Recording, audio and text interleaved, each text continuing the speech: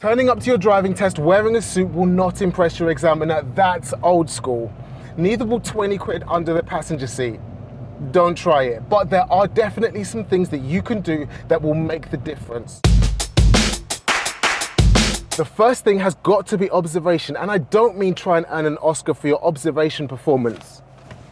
But what you can do is take it really seriously. Sure, you could check your blind spots like this, but if you really mean it and you look like you're actually looking for any danger that could be around your vehicle, it's going to be so much more impressive. And it's not just your driving examiner that you're impressing, it's safer for you too. I know you've been told by your driving instructor to check your blind spots, but actually see the difference between when you look like this because you've been told you have to, and when you look like this, looking around the B pillar of the car. What's impressive about this isn't the fact that you're putting on a big show for the examiner, it's that you're taking a responsibility to safety really seriously.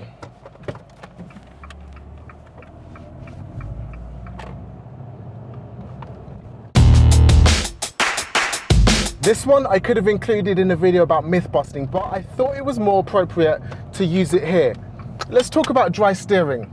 Dry steering is allowed on your driving test. Let's get that out right from the beginning. Some instructors and lots of other people say that if you dry steer, you will fail, you will pick up minors. That's not true at all. You can dry steer on your driving test. No problem, you'll pass. But the problem with dry steering is, imagine your tyres, they're made of rubber like your trainers, and the tarmac of the road is extremely abrasive. You've got about 2 or 3 tons of vehicle pushing down into the rubber while you're grinding out your tyres into the road. It's a waste, and tyres are very expensive. Plus, it's not great for your steering mechanism. But dry steering is allowed on your driving test. So while it might not be impressive that you don't dry steer while you're doing a maneuver, it will definitely be unimpressive that you do. So what's the solution here? I don't know. If your driving instructor teaches you to park using methods that include dry steering, perhaps ask for methods that don't include dry steering. Not so much because it's unimpressive on a driving test, but once you've passed your driving test, you're going to need to park your car. Tyres on your car are going to be expensive. You don't want to be unnecessarily grinding them into the road and wasting all those pounds. Honestly, if you can effectively implement this tip into your driving, it's probably the most impressive thing that you can do for your driving examiner, and once you've passed any passengers that you've got riding with you. When you're approaching a traffic light junction or any other kind of hazard, brake early. As a learner, what you do at first is always plan what's happening right now. But once you're a driver, you need to be planning what's happening next and all the way down the road. To make your drive as smooth as possible, brake much earlier for anything happening ahead of you on the road. The traffic light's just turned red. If your speed allows it, come off the gas. If you need to, press the brakes. Then that does 2 things. Firstly, your examiner knows that you've caught that hazard. They're gonna relax. And 2, it means that you don't have to brake at the last minute, which gives your passenger a much smoother ride. Why is a smooth ride important? Once you've passed, if you've got your mum, your dad, your siblings, your family in the car with you, even your friends, they're gonna wanna know, especially as you're a new driver, that you're in control and you're gonna keep them safe. If you're accelerating harshly or you're braking really hard, that's going to make them feel worried. Why? When you're not in control of a vehicle, jerky movements are worrying. Think about when you're on a plane and the plane starts sharply banking or hits turbulence. That gives you the feeling, right? Because you're not in control of it. The same works in the car. Give your passengers, especially a driving examiner, the smoothest ride that you can. On your driving test, you've got one goal and job and aim, and that is just to prove that you are a safe driver and you're going to take care of everybody on the road if you are allowed to drive solo. Brake early, make your drive smooth, and you're going to get that driving license. This next tip is a throwback from when we were all really worried about our health. We were living under some serious restrictions, if I can reach it, and driving tests had some serious restrictions as well. One of them being, if you turned up for a driving test and the inside of your car wasn't immaculate, your test would be refused. Actually, quite a lot of people are still worried about health, and for someone like that, sitting next to someone who's a stranger in their environment could give them the heebie-jeebies. So, you don't have to be smart or presentable, just be comfortable, but at least have the environment that you're inviting your examiner to sit in be clean and hygienic. If you're coming with a driving instructor, they should have done this already, but if this is your own car, Make sure that you wipe down all of the surfaces inside the car, especially the ones that the examiner and you are going to have to touch with some interior cleaner. This one's a good one. Speed and power is absolutely not a good way to impress your driving examiner, but this is one that I've picked up from doing so many mock tests over the years.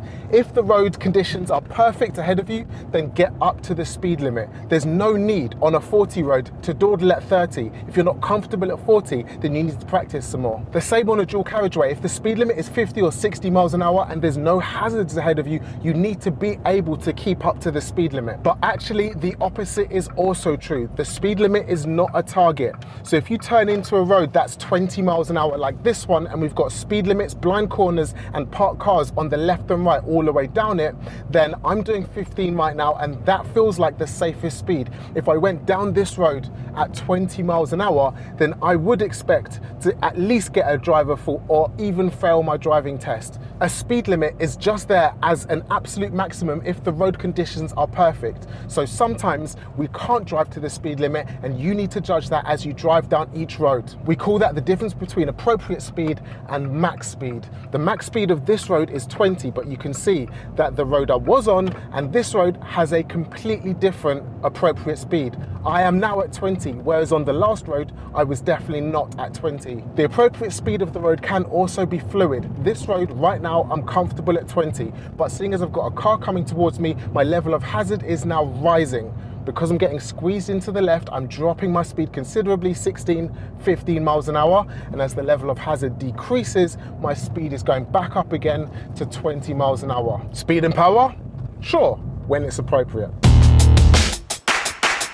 This one might be my #1 tip to pass your driving test, but it's also really impressive to a driving examiner. Let me tell you why. Commentary is so reassuring. If I don't know that you're a great driver, but you're telling me what you're about to do and it makes sense, and I know that what you're about to do is keeping me safe, then I can relax. I'm going to be sitting back in my chair having a relaxing ride instead of forwards and ready to intervene at a moment's notice, and I'm going to trust that you're going to give me a safe ride. We're going to enjoy it more. Way less tense. The other reason that commentary is really impressive and you should be doing it is it shows that you're way more in control and you're way more competent and advanced at driving. I've got to say that you don't have to do commentary at all. It's not a requirement on the driving test. But if I can tell you what's happening next, I've got the brain capacity to not just drive, but also think on my feet and talk to you about what I'm doing and what's happening ahead of me, then it's going to show that I'm a way more confident, careful, aware and cautious driver. Braking for the vehicle in front. Roundabout's coming up. I'm turning right, signaling right, positioning to the right, watching out for the zebra crossing. Checking to my right, are there any vehicles coming or am I going to set off? Not blocking the zebra crossing. Looks clear on my right. After the white car, I can go positioning to the inside of the roundabout, checking for any pedestrians on my exit because I see that roundabout coming, signaling left after the second exit, and I'm clear to exit the roundabout. Signal off, and I'm aware of the van up ahead of me, checking my right mirror to move around nice and early, checking my left, no cyclists, and I can move back in. I did a brilliant video about commentary. It's helped loads of people. All you have to do is check out the comments to see that for yourself. Click here. It's in the top right hand corner right now. If you don't know about commentary, your instructor hasn't taught you, then do check it out because I promise you it's an absolute game changer.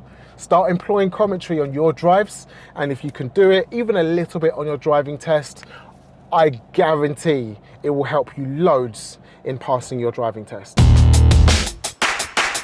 This one is really small, but it's really important. Your driving examiner is human, and treat them like a human. If they give you a hint on your driving test, say thanks. Or if you want something, then say please. And trust me, politeness is free and it goes so far. When you first meet your driving examiner, be friendly and be polite. Think of it like this. Hear me out on this one. You're at the London Marathon and it's your job to give out free water and Lucozades. A couple of runners go past you and they grunt at you and grab the bottles out of your hand. The third runner goes past and says, please, water. Would you make the extra effort to reach over your table and hand it to them instead of them reaching over the table to have to grab it out of your hands? Of course you would. Politeness goes a long way. And don't get me wrong, your driving examiner is not going to hand out free water and Lucozade at all. But when you make the extra effort to be polite and courteous to another human, they will also make the extra effort to make your life a little bit easier. I hope these tips have been helpful and they push you into passing your driving test. And if they have been, then I hope I've earned a subscription from you. It helps me more than you know, trust me. So please do click that subscribe button. For more driving test tips, hacks and knowledge, YouTube thinks this video is perfect for you. So click it and I'll see you in the next one. Peace, bye.